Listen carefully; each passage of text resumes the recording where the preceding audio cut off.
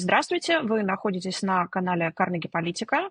С вами научный сотрудник Александр Прокопенко. Сегодня я в необычной для себя роли. Я не я эксперт нашего сегодняшнего видео. Рада представить вам старшего научного сотрудника Вашингтонского центра Карнеги. Тоже, в общем, наша часть большая, наша семья Карнеги, Михаил Кофман. Майк, лучший эксперт по войне из тех, которых я знаю, и в общем, это признано всеми. Совсем недавно ты вернулся из очередной поездки на фронт. О ней мы обязательно поговорим, но я бы хотела начать с важных и, наверное, главных новостей этой недели о том, что власти США разрешили Украине использовать дальнобойные ракеты Атак-МС по российской территории, и уже первая атака была произведена по военному складу в Брянской области. Ты несколько раз был в Украине, знаешь, каковы дела на земле. Вот с учетом ситуации на земле, насколько, по-твоему, такое разрешение может стать геймченджером в текущей ситуации? Почему такое разрешение было дано? И что мы вообще про это знаем? Как к этому относиться? Привет. Привет, Саш, спасибо. Спасибо за приглашение участвовать в вашей программе. Значит, геймченджером, скорее всего, оно не будет. Во-первых, я скажу, что я вообще считаю, что применение любого нового вооружения типично не бывает геймченджером в войне. Оно максимально выходит на оперативном уровне, то есть может что-то изменить в оборонной или наступательной операции. Я думаю, применение атакам и изменение ограничений на применение такого дальнобойного вооружения, конечно, может принести какие-то тактические результаты для вооруженных сил Украины, особенно на Курском направлении. Значит, надо заметить, что ограничения от применения вооружения еще непонятны. То есть они, ясно, не географические, так как первая атака, это было применение атакам против склада боеприпасов в Брянске. Они, может быть, более в основном направлены против тех складов или тех мест, которые сейчас базируется техника, вооружение и подразделения Северной Кореи. Как я понимаю, ключевая задача изменения ограничений это было подать России сигнал, чтобы не расширять участие Северной Кореи в этой войне. И, насколько я понимаю, до этого Белый дом пытался подавать в Москве сигналы, что участие Северной Кореи, особенно, скажем сказать, крупномасштабное участие, то есть не только снабжение боеприпасами для артиллерии, которые мы уже видим с 23 года, но прямое участие их в войне, так как они уже перебросили, насколько много я понимаю, солдат, можем от 10 до 12 тысяч в Курскую область, то это собой представляет эскаляцию и расширение войны все-таки. И на это как раз, я думаю, Вашингтон и реагирует этим решением. Насколько он как-то будет влиять на дальнейшие решения и подходы России, я не знаю. Последнее добавлю, что я думаю, многим понятно, что все-таки атакам само по собой это ракета, которая наиболее способна, но многие сомневаются, сколько сейчас, если это решение с собой еще будет иметь как дополнительное решение о снабжении ракетами такого типа, так как непонятно, сколько их все-таки осталось в наличии у вооруженных сил Украины. И многие понимают, что, я думаю, там существенное количество ракет, которые все-таки система ПВО, ПРО перехватывают. Поэтому много всего зависит не просто от само по своему решению, но еще о более технических вопросах. То есть сколько ракет все-таки передадут Украине, и насколько дальнейшее расширят эти ограничения. Потому что все-таки ограничения на применение пока еще непонятно. Россия, в свою очередь, ну, или это так совпало, или это такая, то, что называется, ответочка, внесла изменения, и Путин подписал в ядерную доктрину, которая расширяют с точки зрения доктрины возможности для России применения ядерного оружия. Насколько, с твоей точки зрения, как военного эксперта, действительно это какой-то ответный шаг, эскалация ли это со стороны России, и как вообще правильно трактовать вот эту динамику событий? Если честно сказать, я уже не знаю, сколько лет в своей профессии читаю военные доктрины, ядерные доктрины, базовые основания Российской Федерации в той или иной сфере. Честно, как военный аналитик, я думаю, сначала это просто мстит нам, потому что Первый ответ – это заставлять нас читать новую скучную доктрину Российской Федерации, в котором есть несколько, как сказать, изменений к языку, который был неопределенный, так и остался двухсмысленный или неопределенный. Значит, во-первых, я считаю, что доктрина понятна, это ответ, но с моей точки зрения абсолютно бессмысленный, потому что он так и дальше запинает Россию в угол, раз вооруженные силы Украины уже присутствуют на территории России, и такого типа вооружения используется против территории, которую Россия давно аннексировала, Крым, Запорожье, Херсон, Луганск, Донецк, и которая считает официально как типа свою территорию, а сейчас уже вооружение будет применяться, скажем, может быть, в Курской области, и даже не ограниченное, то есть географические ограничения непонятно. То есть вообще трудно представить, как Россия себя помогает таким документам с точки зрения пытаться сдерживать Соединенные Штаты и чем-то их устрашить. А изменения в языке, в самой доктрине, ну, там несколько изменений. Понятно, что они снижили немного, я бы сказал, снижили по словам или по объяснению, когда Россия будет применять или будет осуждать или обсуждать применение ядерного вооружения с там, критической угрозой на существование штата Российской Федерации до критической угрозы суверенитета и территориальной целостности Российской Федерации. Плюс еще добавили там несколько, я бы сказал, дополнительных глав, что атака на Россию любым штатом с помощью ядерной державы будет рассматриваться как общая атака вот этих, как сказать, совместная атака вот этих двух стран. С этим, я думаю, все понятно, и на кого это должно влиять, но я не думаю, что Россия добится каких-то результатов изменением этих доктрин. Доктрина самой создана, чтобы подавать сигналы, чтобы сдерживать своего противника таким двухсмысленным и неопределенным просто языком и пытаться его как-то устрашить. Конечно, с одной стороны, это документы, которые все будут читать, но с другой стороны, мало кто профессионально верит в то, что написано в доктрине. Самое главное, что надо понять про доктрину Российской Федерации, и ядерную доктрину, и военную доктрину, что в конце концов есть только один человек, который решает, что эти слова означают. И есть только один человек, который решает, когда Россия будет применять ядерное вооружение, да, и если то, что было написано в этой доктрине, эти разные критерии, ему вообще как-то интересно. Но я уверен, что если когда-то придет такой момент, и будут всерьез обсуждать вопрос применения ядерного вооружения, самое последнее, что они сделают, это попросить, чтобы им достали последнюю версию ядерной доктрины, которую сдали в этом году, чтобы ее прочитать. Понятно. То есть на официальные документы ориентироваться будут в последнюю очередь или, короче говоря, бить будут не по паспорту, а по морде. Скажи, пожалуйста, с весны российские войска медленно, но очень уверенно продвигаются в Украине, выгрызая буквально километры территории, хотя мы понимаем, что речь идет уже о хорошо укрепленной территории, фактически о там, деревнях-крепостях. При этом каких-то больших прорывов линии фронта, наверное, я бы сказала нет, но тебе виднее, поправь меня. Насколько, по-твоему, фронт стабилен и какие дальнейшие траектории развития ситуации мы можем увидеть из сегодня? К сожалению, я бы не сказал, что фронт стабилен. С одной стороны, он не сыпется, но есть очень проблематичные участки фронта. Значит, я бы сказал, самая более проблематичная часть – это вокруг Покровска, в южной части Донецка. И от Вугледара, которого потеряли, до Курахова, который, я думаю, скоро потеряют.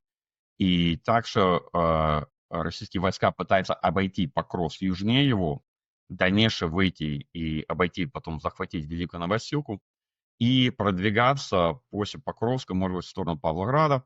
Еще многие ожидают дополнительное наступление в Запорожье.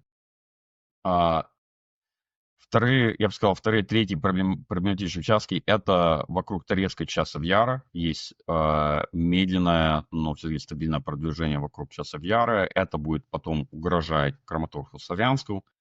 Третье – это на левой стороне берега реки Оскел под Купьянском. И там я думаю, ну, обстановка, я не сказал, чрезвычайная, но соблюдаем продвижение уже за последние несколько месяцев, особенно последние несколько недель.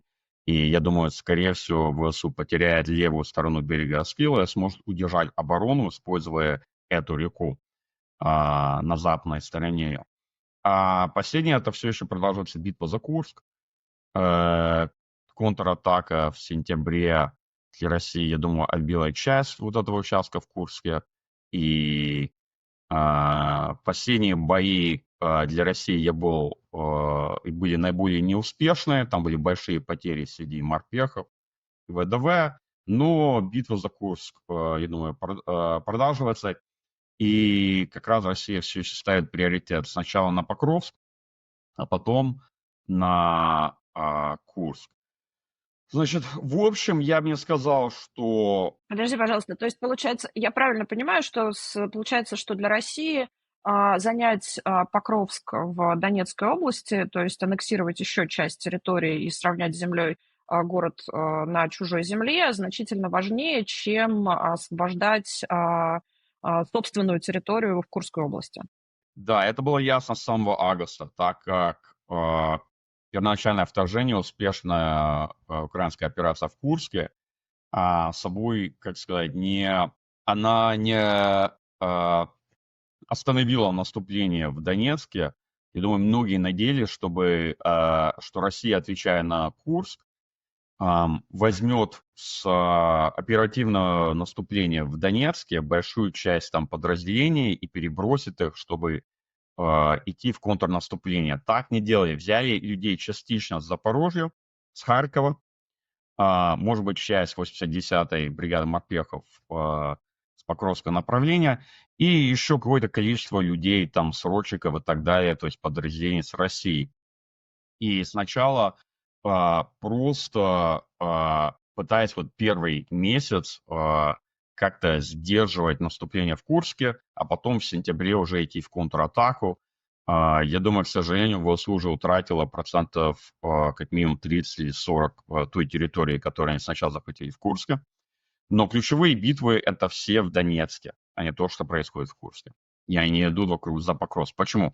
Покровск как город имеет оперативное значение, это большой транспортный узел.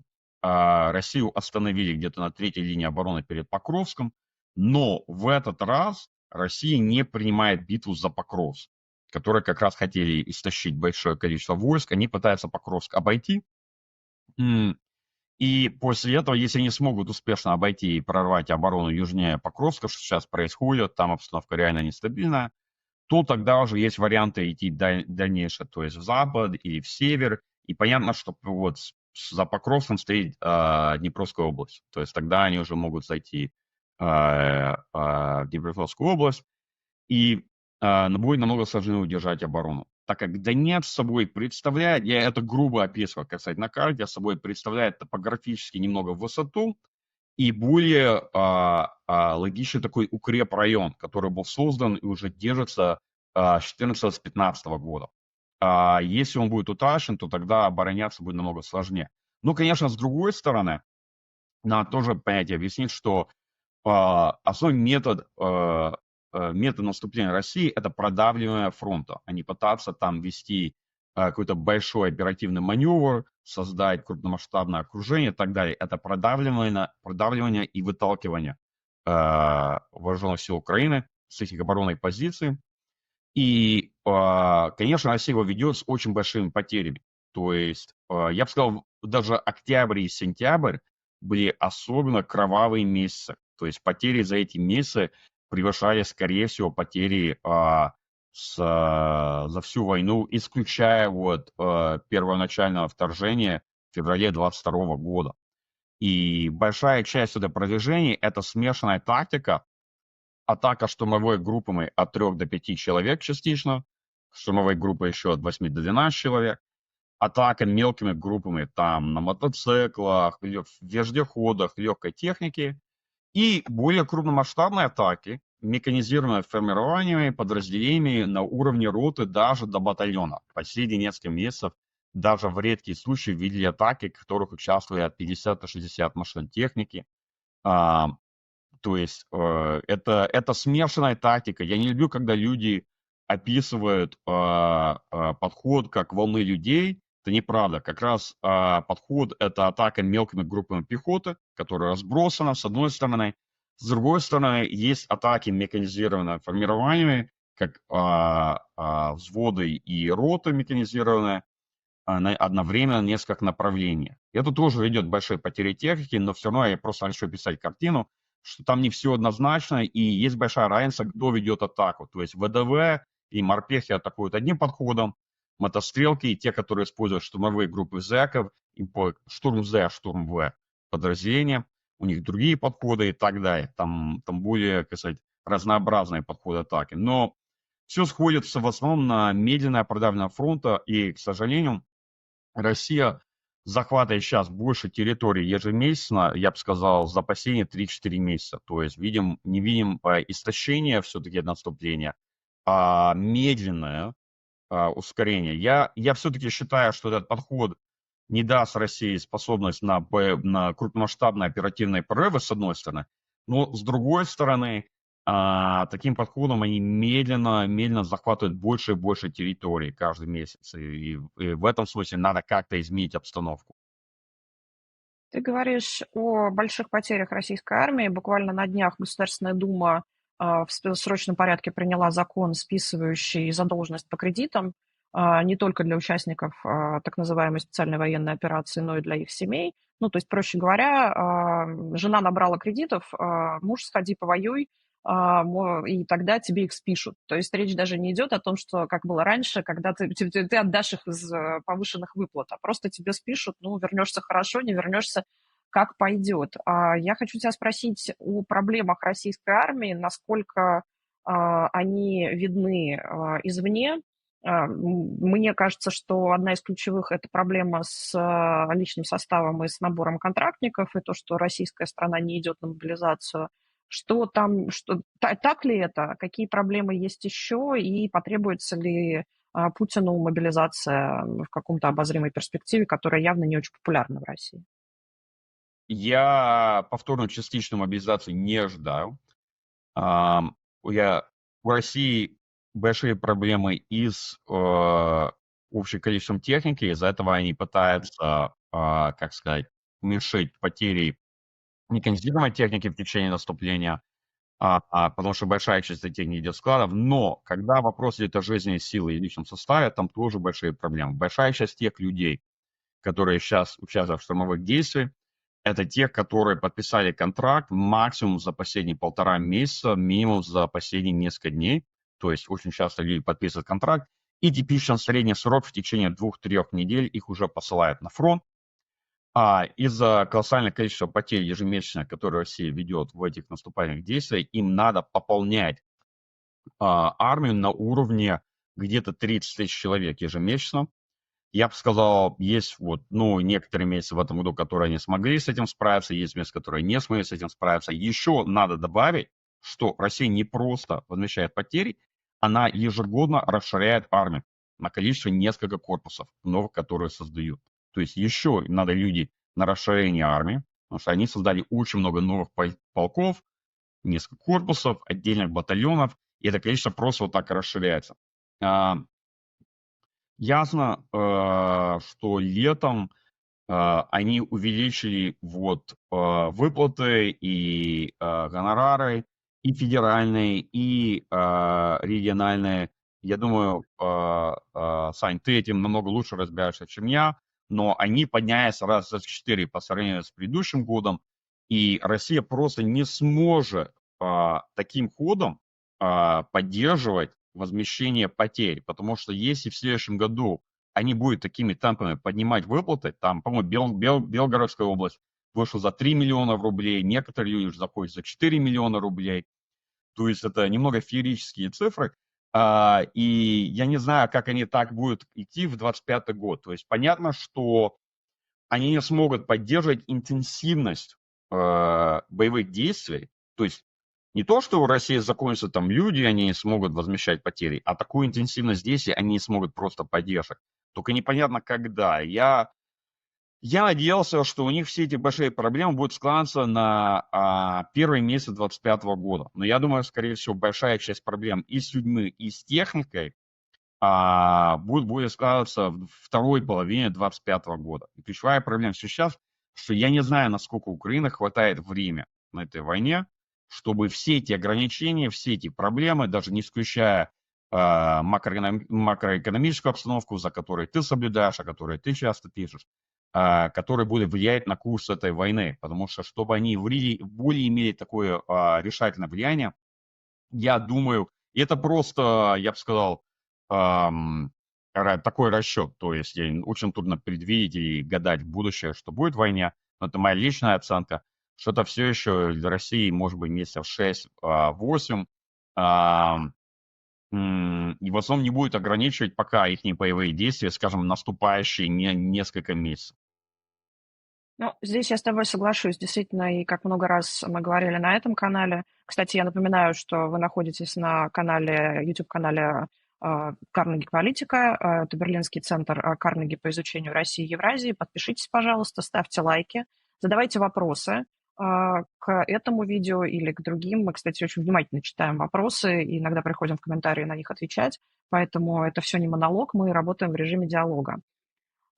Я абсолютно согласна с тем, что пока экономическая составляющая не стала критичной, не сильно сдерживающий фактор в ходе военных действий, у Путина пока есть деньги, но это делается путем колоссальных ресурсов для экономики. В целом российская экономика уперлась в одно из своих, пожалуй, самых главных ограничений, с которым власти ничего не могут сделать. Это ограничение по трудовым ресурсам. Безработица находится на минимальном уровне, и как бы привлечь новых работников неоткуда, как и, судя по всему, привлечь новых солдат. То есть происходит такая вот конкуренция за рабочие руки и для армии, и для ВПК, и для гражданского сектора экономики.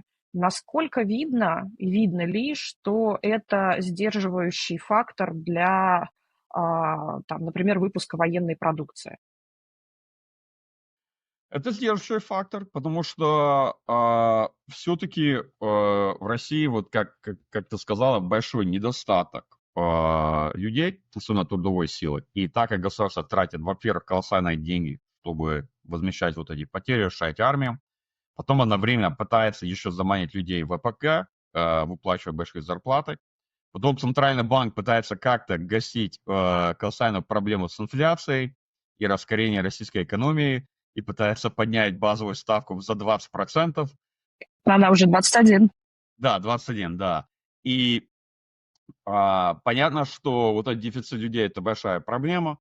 Потом уже немного ясно, что есть идеи ее решения, которые немного волнуют. Одна частичное решение, может быть, это используя вооруженные силы Северной Кореи. И есть есть вариант, который понятно всем, что 10 тысяч северокорейских войск ничего для России особенно не меняют. Может, что-то поменяет тактически на Курском направлении. Но если эта цифра вырастет на 30, на 50 тысяч, даже больше войск, то так как раз она может сыграть какую-то роль в этой войне. Частичной мобилизации я еще не ожидаю, но все-таки из-за всех этих проблем расширение производства техники в российских цехах, заводах, оно чувствительно. Почему? С одной стороны, они смогли намного увеличить производство разных типов ракет, боеприпасов для артиллерии, для ВВС, крылатых ракет, разных систем высокоточного вооружения наземного базирования. С другой стороны, они очень медленно расширяют производство разных бронированных типов техники. Танки, боевые машины пехоты, бронетранспортеры и так далее. Большая часть того, что они используют, идет с складов. Это советская техника, и они исчерпают этот ресурс. Я думаю, процентов где-то 70-80 то, что они используют, это возмещение потерь все-таки советскими ресурсами, которые кончатся ограниченной, и потом их уже не будет, потому что нету Советского Союза, чтобы их восстановить. И уже, я думаю, многим видно, что вот это истощение складов, оно все-таки будет ограничивать Россию в следующем году. И даже в некоторой степени уже ограничивает. Я не буду внудряться в детали, но просто посмотреть, насколько Россия уже зависит от старой ствольной артиллерии, буксимой артиллерии, которую всю взяли с этих складов. Это старая советская техника, потому что просто очень ограниченное производство стволов для артиллерии, и они не смогли возместить те потери самоходной артиллерии, которые было первые 2 года войны. Конечно, с другой стороны, можно сказать, что все-таки производство этой техники все увеличивается, и с такими растратами на ВПК понятно, что так они будут продолживаться, такими темпами. Но непонятно, с моей точки зрения, если мы уже видим максимум, сколько эта экономия может производить, и максимум растрат на ВПК, и еще откроют какие-то там заводы, цехи, которые сейчас строят в этом году, а которые еще не закончили, которые еще не пошли в строй, и могут найти людей на эти цехи или не могут. То есть это немного гадания в будущее, надо посмотреть в следующем году. А вот ты упомянул, что может существенно изменить расклады на Земле, если северокорейских солдат станет больше. То есть не 10-12 тысяч, а, например, не знаю, 100 или сколько там Ким им может прислать своему другу Владимиру. А что это вообще за армия? Что из себя представляют северокорейские солдаты? Что про них известно? Насколько это такие же отряды Шторм Z, Шторм В, Шторм Ким? Или это все-таки как бы боеспособная армия, которая способна на какие-то сложные операции и на управление, опять же, сложной техникой? Вопрос в том, как и чем они воюют. Во-первых, никто ничего про эту армию не знает, и она мало чего про себя знает, так как эта армия уже не воюет с Корейской войны. И на что она способна, я думаю, никто у нас понятия не имеет. Она себя никакой войне не проявляла уже за последние почти 70 лет. Во-вторых, я думаю, в основном эта армия будет воевать как легкая пехота и будет использована подразделением ВДВ, морпехов. Я не думаю, они будут использовать как штурм З, штурм В, но все-таки это, скорее всего, будет пехота. Во-вторых, понятно, может, эта армия будет иметь свою поддержку. Уже многие видели в открытом доступе кадры, как северокорейская артиллерия пересекает российскую границу и перебрасывается железной дорогой куда-то в Курскую область. То есть непонятно еще, сколько с собой техники эта армия с собой притащит. И если эта техника назначена на российские подразделения или на северокорейские подразделения, насколько, я думаю, скорее всего, они сами по собой не будут воевать как корпус, а просто будут использованы. Там, скорее всего, региональная группировка «Север». Но посмотрим все-таки. Насчет количества армий. Это интересный вопрос, потому что здесь количество, конечно, имеет какое-то значение. 10 тысяч человек для России особенно ничего не решает. Это покрывает для него, может быть, 3-4% потребностей возмещения потерь и жизненной силы в течение года. Да?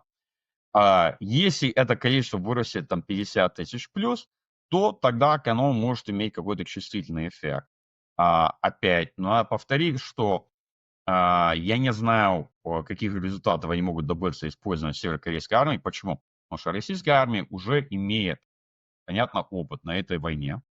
Та армия, которая воевала в 22 году, большой частью уже была потеряна. Та армия, которая сейчас воюет, это армия, которая понимает контекст, технологию, тактику и так далее на этой войне. То есть это уже, несмотря на то, что каждая армия проходит постоянный процесс и адаптации, и деградации, так как ты теряешь людей, теряешь офицеров, создаешь новые подразделения. Эти подразделения неопытные, несмотря на то, что у них есть какая-то новая техника, бесплодник и так далее.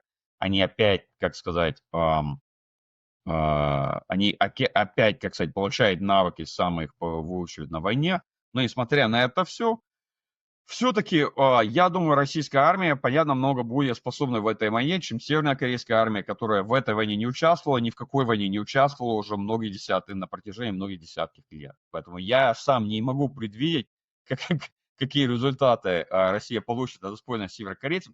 Но понятно, что для них жизненная сила, как они используют, это ключевой фактор.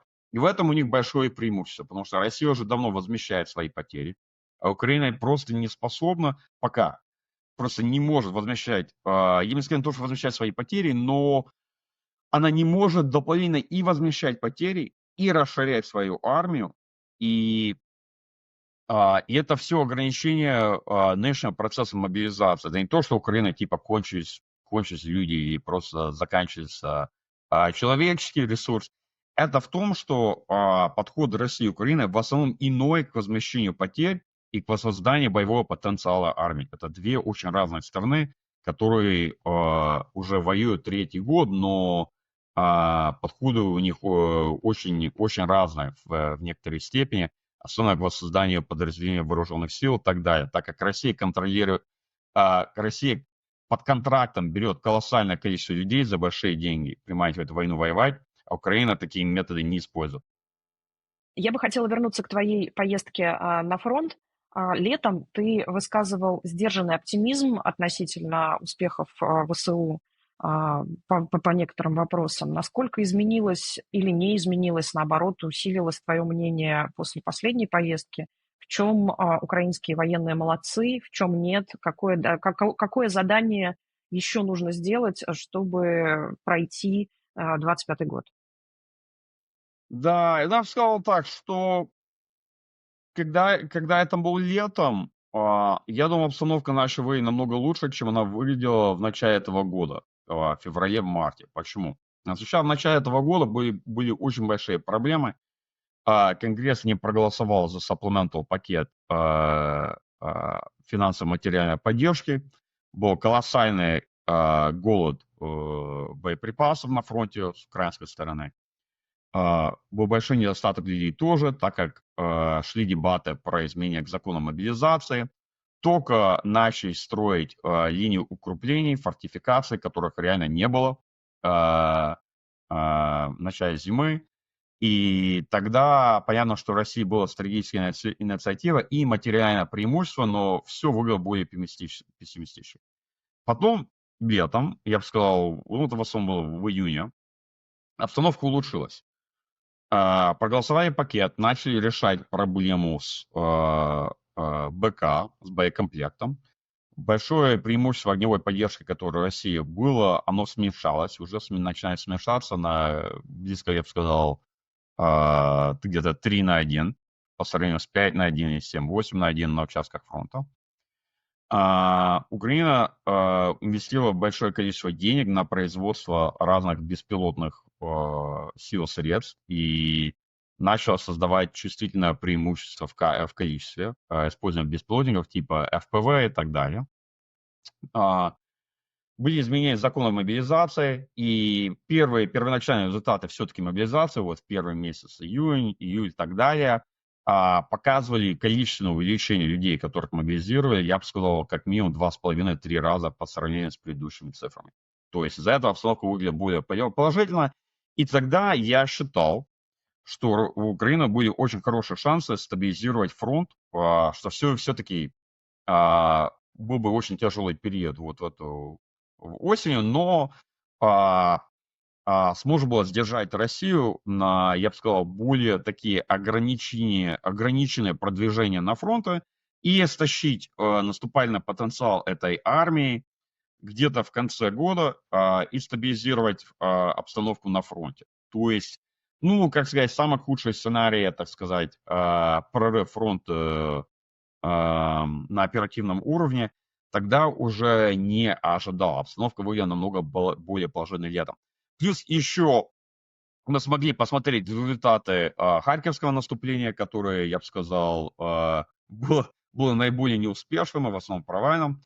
И в том, что российская армия не смогла капитализировать на вот эти проблемы, и продвижение вокруг Часов Яра, Торецка, Покровска все-таки шли более медленным темпами. Okay? И это создает немного контекста, типа как история этой войны за последний год. Я бы сказал, за последние несколько недель, вот ту обстановку, которую я видел на фронте, меня немного тревожит. Я вижу все-таки наиболее отрицательную траекторию на этой войне. Почему?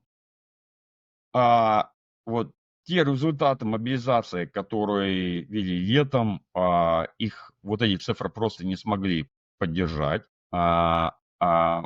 Тех большая часть людей, которые мобилизировали, я думаю, там было количество, но, может, недостаточно качества. И за последние несколько месяцев уже ясно, что стабилизировать обстановку на фронте будет намного сложнее.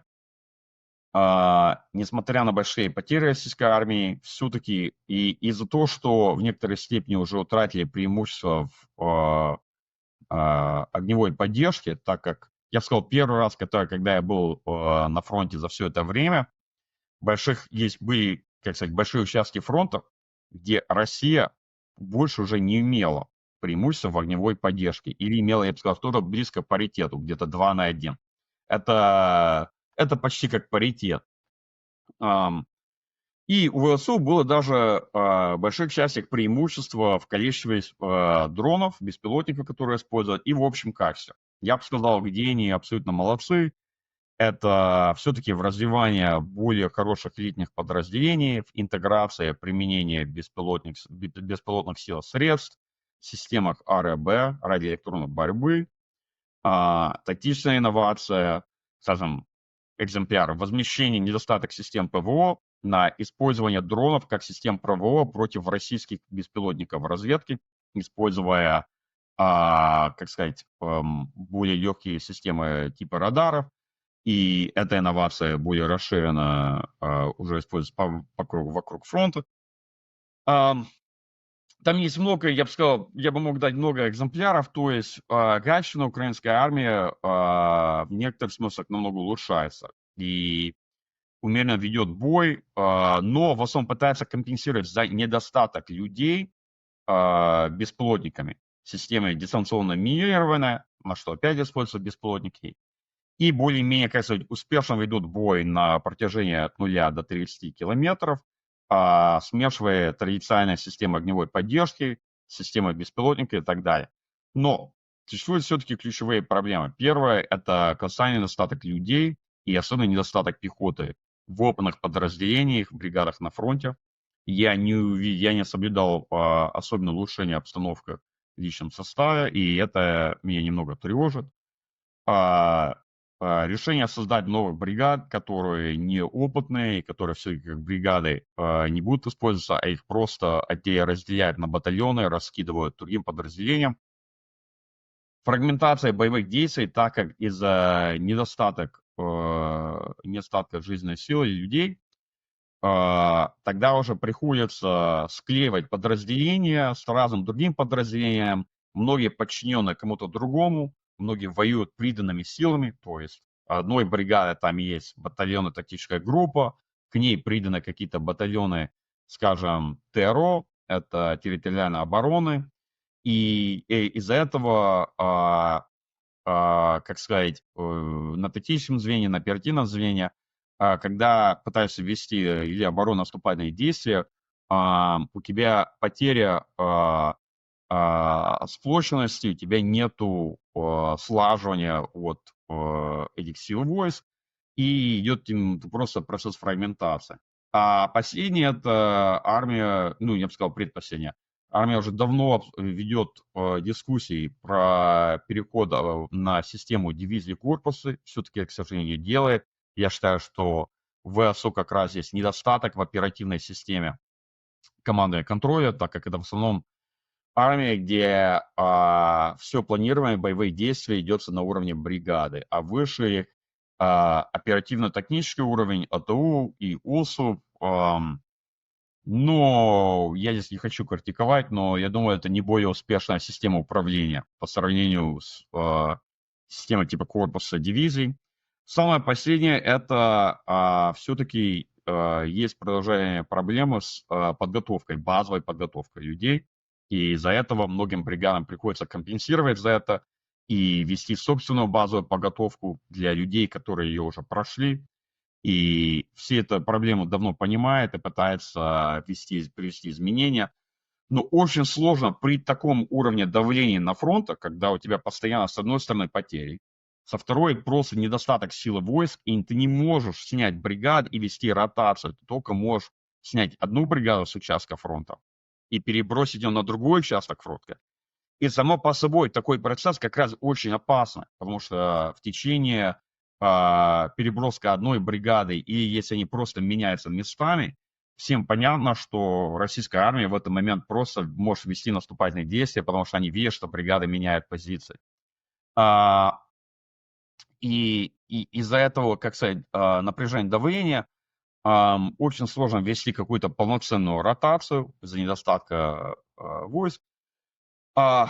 И еще, я бы сказал, из-за общего недостатка количества очень трудно создать какой-то новый оперативный резерв. И как раз ВСУ пытался это делать созданием новых бригад, но с одной стороны есть недостаток людей, с другой стороны, Запад, к сожалению, я бы сказал, все-таки не преподносит достаточное количество техники, то есть технику обещает только на несколько там, я не скажу, какое количество бригад, но я скажу так, не 14, которые Украина объявила и на которые хотела, и даже, я думаю, скорее всего, не наполовину вот это количество бригад.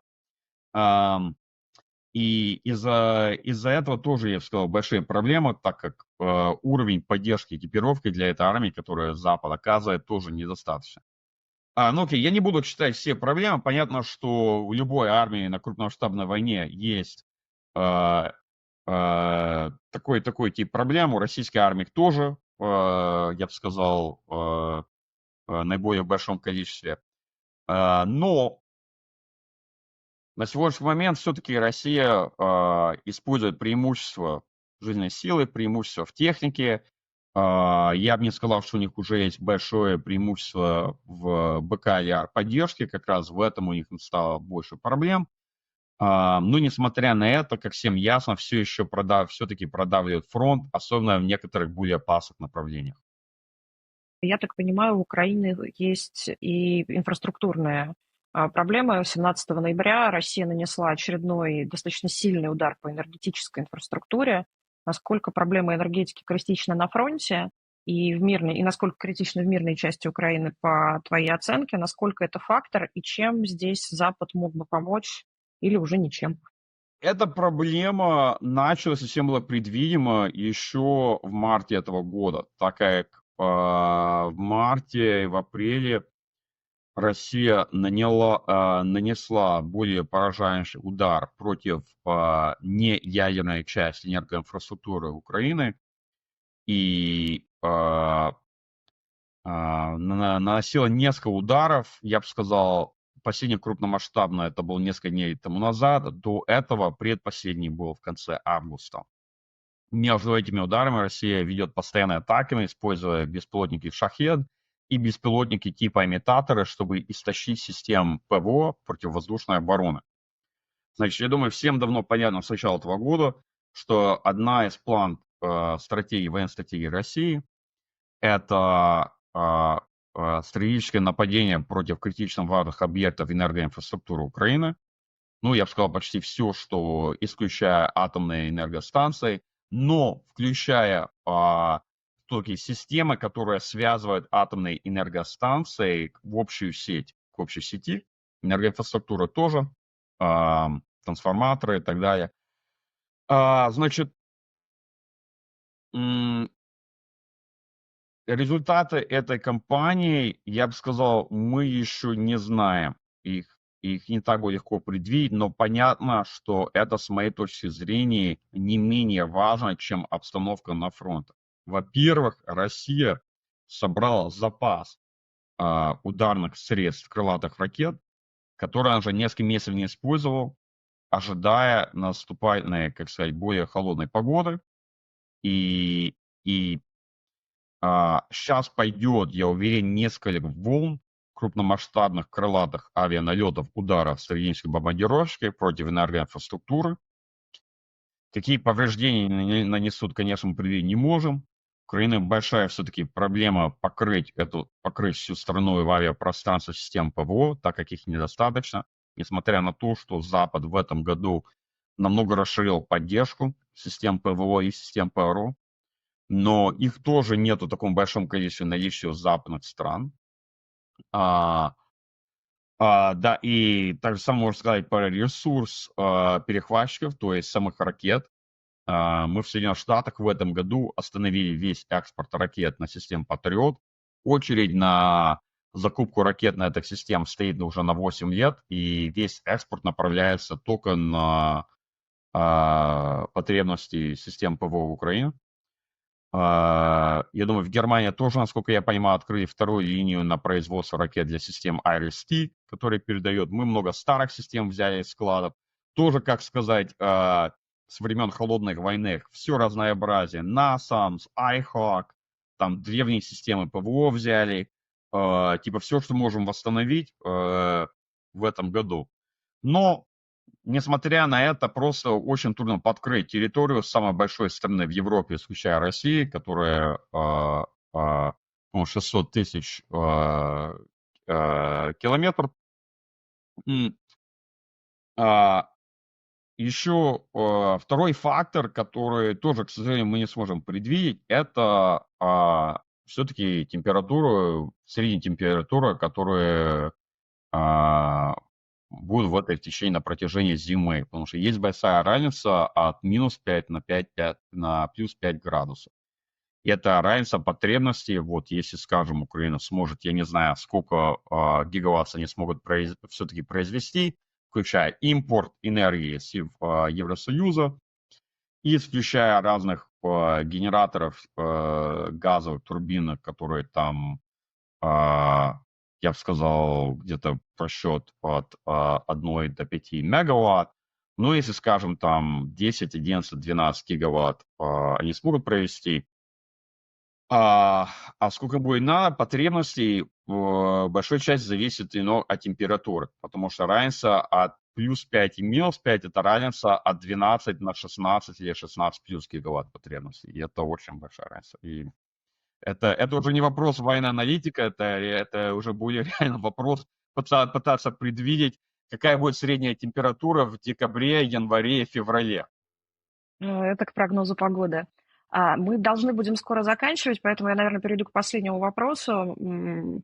Майк, тебе из Америки виднее. Конгресс у вас стал республиканским, новый глава Пентагона, бывший телеведущий Fox News. Про стратегию Трампа в отношении Украины нам здесь в Европе, по крайней мере, пока не очень понятно.